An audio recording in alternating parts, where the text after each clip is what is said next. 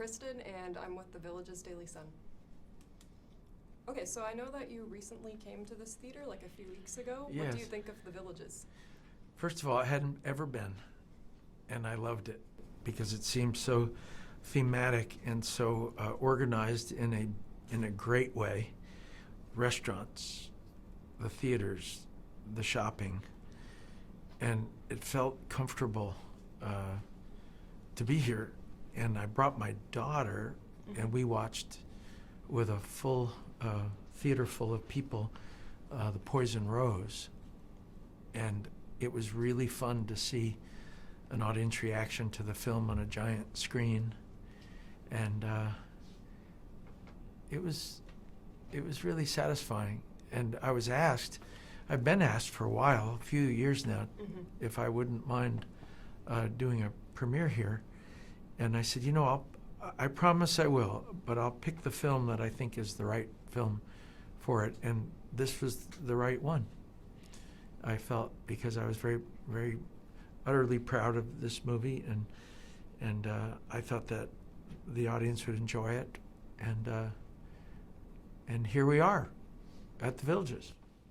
So I know that you live somewhat nearby to the Villages. About 30, in Ocala, Ocala, yeah. 30 minutes. Yeah. So how does it feel to do a premiere? Because I know you've done dozens of premieres. How does it feel to do that in a place so close to home? Well, I like it because it brings Hollywood to Florida and brings Hollywood to Ocala, and there's no reason why we can't celebrate film anywhere. And these are people that care very much about me, and I care about them, and I want them to have that experience of a night out, and kind of have fun. And these will be the first public that see the movie, so that's kind of a nice thing to offer. First movies were in that genre. Carrie, if you remember, was a very good, I guess it would be under the category of horror thriller. Brian De Palma, and then Blowout, which is also a thriller. And I think well done, they can really hold your attention. And it takes a lot to hold audience attention nowadays. And this is a very unique story, and I just felt like this would be the one to draw attention for all the right reasons, for audience pleasure and thought. There's a lot of thinking that one does when you watch this movie about celebrity, about fans, about crossing the line. All the characters tend to cross the line in this piece, and I've always been a fan.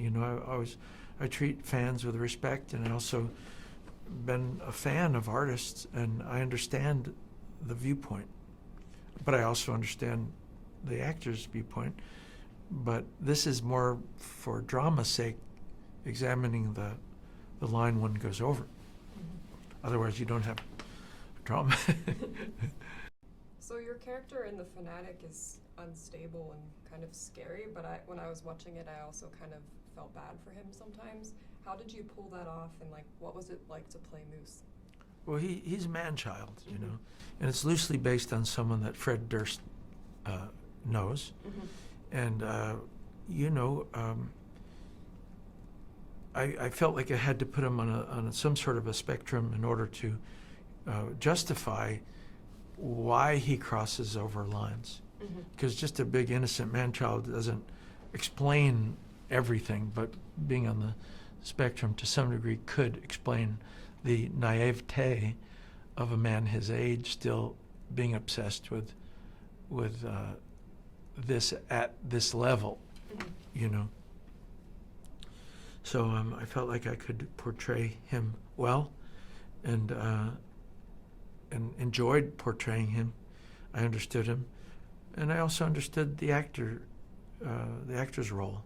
And it's better if you understand all the role. I think it's better if you can understand everyone in a storyline. If you can assume the viewpoint of each character, then you can tell a story better, What was the most difficult part about working on this film? We had limited time because we're a little movie, but my favorite kind because you get artistic freedom, that nobody is over your shoulder telling you what's acceptable or not acceptable, and you're free, freer to explore creative borderlines, to exceed them. Know that you don't have another force telling you that, oh, that won't work or this won't work. You're free to really do what's written on the page with no boundaries, and I like that.